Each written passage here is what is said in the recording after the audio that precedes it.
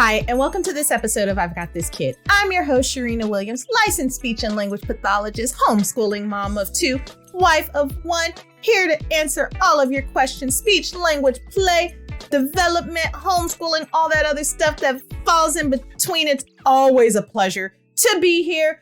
I have had a wonderful time this month just talking about real topics, real tools. We talked about the brain and the gut and the relationship. We talked about navigating insurance. We talked about the relationship between clinician and world changer.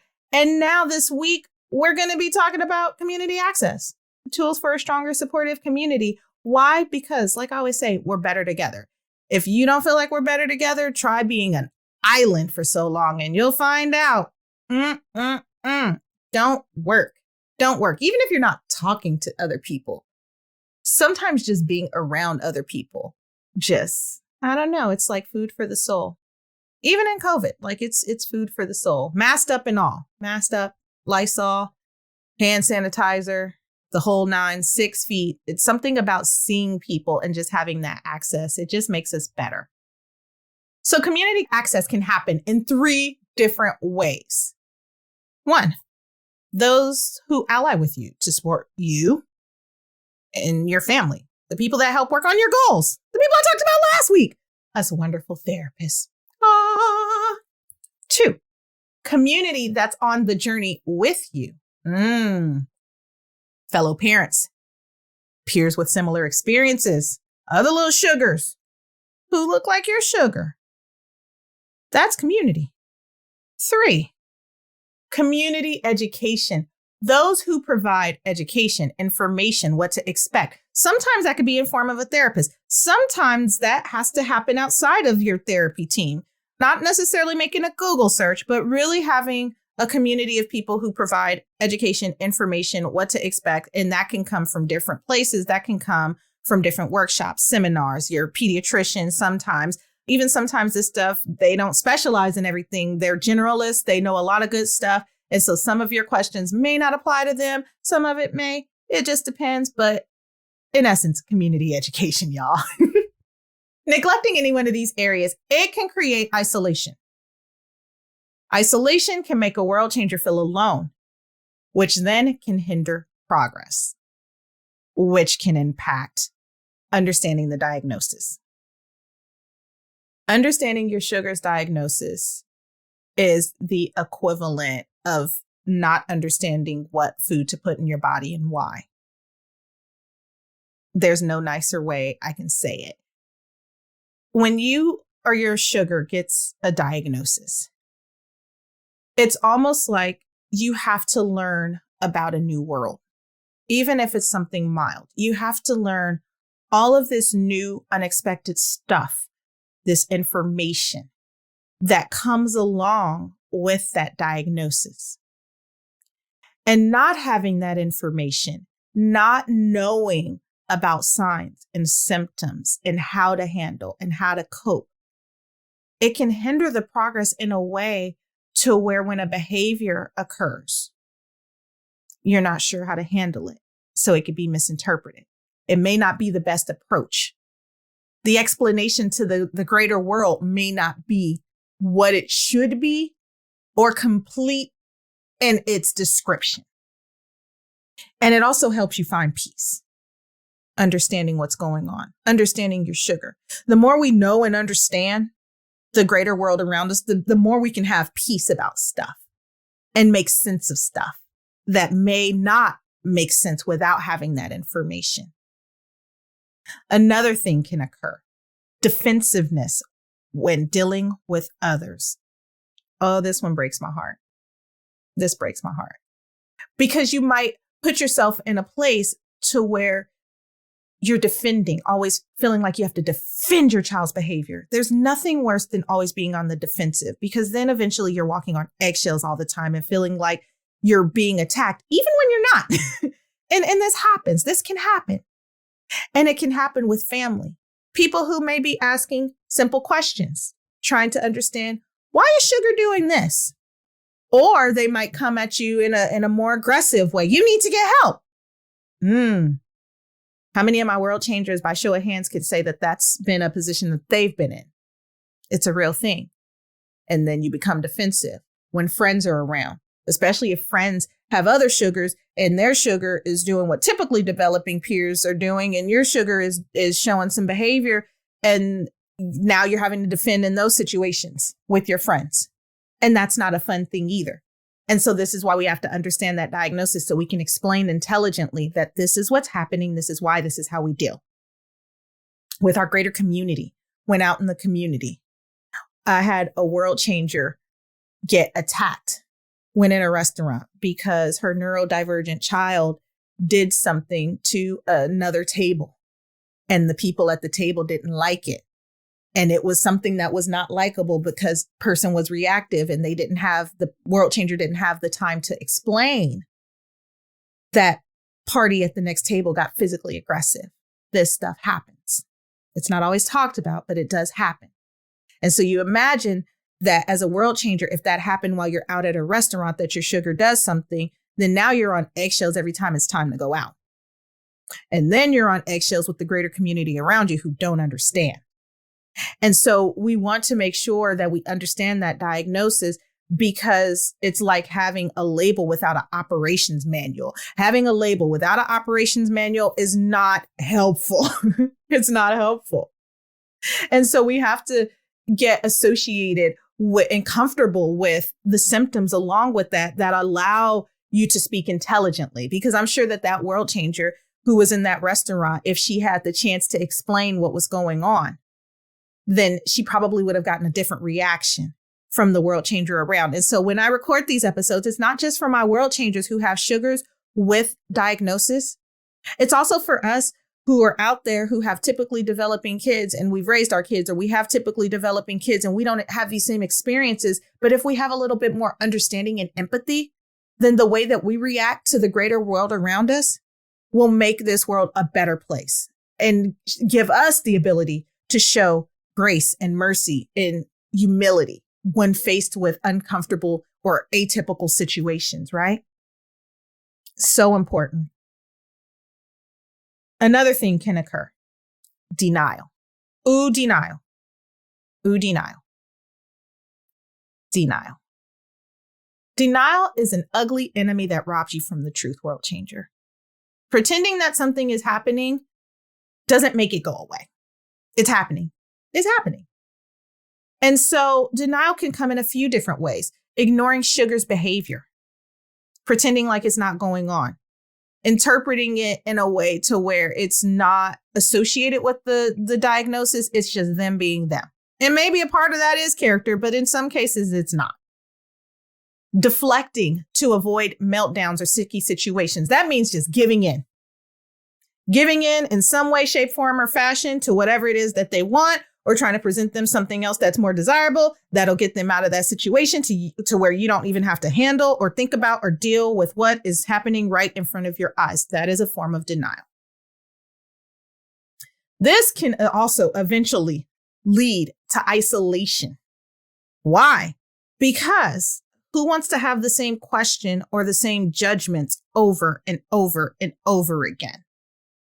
And this isolation can have an impact on mental health. Because again, we were born to be in community with each other, and who we choose to be in community with when we're in adulthood, that's our choice. But we do need some kind of community around, and robbing ourselves of community for 18 years or longer, especially if it's a profound diagnosis, right? That's not the way to go. That's not the way to go. The final thing that can occur is resentment. Resentment for your child being differently wired. Resenting family and friends who don't understand your perspective, sometimes even in your own house, your spouse, who interprets it differently. That's why I suggest you listen to a united front so you guys can be on the same page, because no world changer should walk this alone. Even for you world changers who decided you no longer wanted to be together as a family, you no longer want it to be a union, still walking this out together because you created this sugar together, and they deserve both parents to be a part of that because both of you guys have something special to offer. Resenting anyone who opposes you or what you're facing.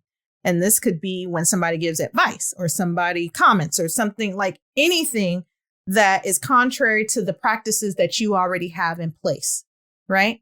Why? Because without processing and understanding what's going on, it's difficult to deal with expressing those feelings associated, different stressors that you have, not the child stressors, but your personal stressors associated with that, making peace with that. Am I okay with this diagnosis? It happened, but am I okay with it? Am I okay with the behaviors that came along with it? They may be happening, but I might not be okay with it. I'm not okay with this. I didn't ask for this. Well, I know. But we can be proactive and tool ourselves up in a way to where we push to progress and we make this stuff as good as we can make it and as great as it can be, because there's something special about every sugar who was placed on this planet, and every sugar in some way, shape, or form has a purpose. And it's up to us, right? It goes back to that presentation, how we take this information in, how we present it to our community, how we handle it, right? How are we being proactive to make this the best that it can be? We can do that, world changers. We can face this head on. So you want to have these 3 areas in check. You want to make sure that these 3 areas are balanced. And remember, world changer, you're not the first family with a diagnosis. You're not the first family with this diagnosis. Think back 60 years, 70 years, 80 years, 100 years, 200 years, when these same things were happening in other world changers' families. And they didn't even have the support, the community support, or access to a quarter of the tools that you have access to today. Huge, right? Think about the babies who are being put in these homes for life when they were raised differently or born differently. You have a leg up because you have so much access to so much information and a network of people who want to love you and know you and understand exactly what you're facing. Exactly what you're facing. So that's why you got to access that community. Because remember, the people before you, they didn't always have that, but you do. And you have the power to make it even better for the people who come after you. And so this is our steps. This is how we access community. Find a therapist, whoever's on your sugars team, that specializes in your sugars diagnosis or has an experience of working with sugars who have similar diagnosis. And they're willing to work with not just sugar on their goals, but also with you, with a heart of a teacher who's going to be there with your family and walk with your family thick and thin, right? My last episode, I talked about how that relationship with your therapist, it should seriously feel like another family member. It really should. If it's going the way that it should go, it should feel like that's another trusted family member, somebody's a space where this person understands exactly what's going on. And they're tooling me up in a way to where when I leave this place, I can deal with this. I can face the world head on, confidently. And when it gets sticky, I could talk about it with them and they're not going to judge me and they're not going to get mad at me and they're not going to think I'm silly or stupid. They're just going to be like, hey, let's try it again another way, right? Get in community with other families. I can't emphasize this enough. It's not enough to be with the therapist. I've even learned I'm not enough. I'm not enough. Community with people who have faced this. Somebody with more experience than you who's ahead of the game, somebody with either the same or less experience with you. So you have somebody walking with you, somebody pulling you, somebody walking with you, and somebody you're pulling along. Because as we learn more and as we understand more and as we grow stronger together, then and only then can we make impact with how we present this to the world around us, right? We're not an island. We're not an island. We're not meant to be an island. And so get that community, find that community and get educated. I can't overemphasize getting educated, not only about your sugars diagnosis, but also on parent stressors, parent outcomes. Are your feelings normal? How do I cope with this? How do I get a break? Is it appropriate to want a break?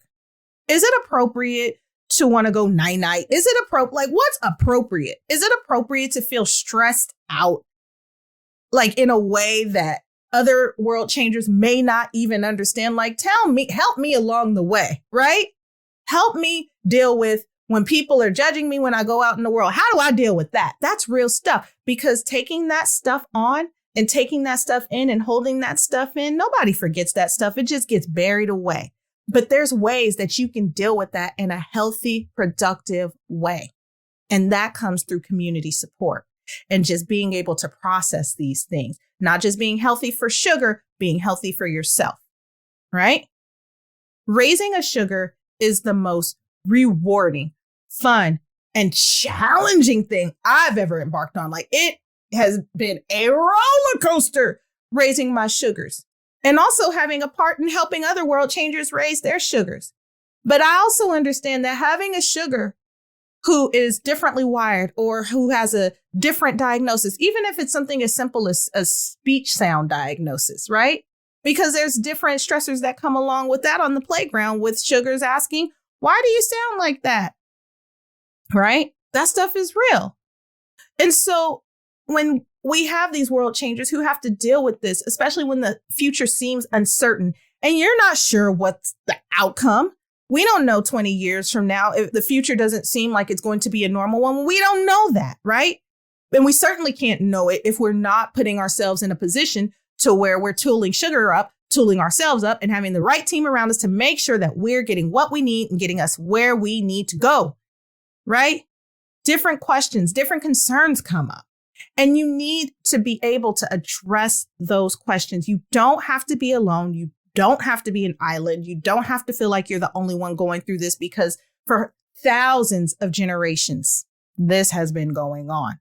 But we're the first generation over the last 60 or 70 years to start sounding the bell and saying, hey, this is happening, but we can get through this. And there's nothing wrong with sugar. There's nothing wrong with us. We just have to approach parenting in a different way.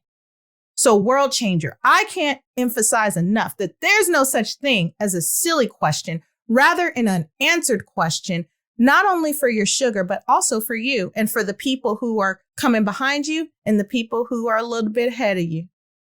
That wraps stuff up for me today, world changers. That's all I got to say. I've said enough, all right? If nothing else, I got us all thinking. World changers, we got to start this year off right, getting the right tools in the right place to make the right progress in our sugar's growth and development. I don't care what's going on when we leave this house, what's going on when we watch the news. We can still provide the best quality of life for our sugars to make sure that they become the best them that they can become, and we can provide the best opportunity for them. And part of that is educating ourselves and finding community so we can be healthy for them. And I got some tools for you today. I do have some tools. And no, I'm not an affiliate. I don't get anything out of this. These are just people who have produced these wonderful tools that I think will be helpful for our community. One, Debbie Reber, Differently Wired. She was on my show back in 2020, and she talked about her experience raising a neurodivergent child who's differently wired. And this is her experience as a parent. And so what I love about this is it's not a therapist. She's not a therapist. She talks about therapy, but she's not a therapist. And so she's giving her experience. She has a whole career in front of her and a whole career, an amazing career behind her that's going to continue to grow and thrive. But she now does a lot of advocacy and talking to other world changers out there who are in the same boat that she was in. That's what I'm talking about, world changers. Great things happening. Elizabeth Sautter, she's actually local to the Bay Area as well. And she has a book that just dropped, Make social and emotional learning stick. And this is from a therapist. She's a speech therapist, and she's been working with social and emotional learning for years, I think since like 1996. And this provides practical tools that are functional. That's one of my favorite words, functional tools, and can get sugar through the day. This is the kind of stuff that we need to be gearing ourselves up with, right? Not just one aspect, but fully globally tooling ourselves up with community and with literature that's going to be supportive to us, right? Our emotional selves, so we can have our feelings validated, and also tools that'll get us to where we need to go. Both of those links are in the show notes below. And if you have any questions about this episode or past episodes, please do not hesitate to reach out to me at questions@I'veGotThisKid.com. Join our community. Join our mailing list. It can be found directly on my website at iHeartSpeechTherapy.com. Past episodes and blogs can be found there too. You can also follow me on social media for event followings and weekly wisdom, advice, thought-provoking information that pushes us all to progress. Join us next week where we will be discussing getting a second opinion.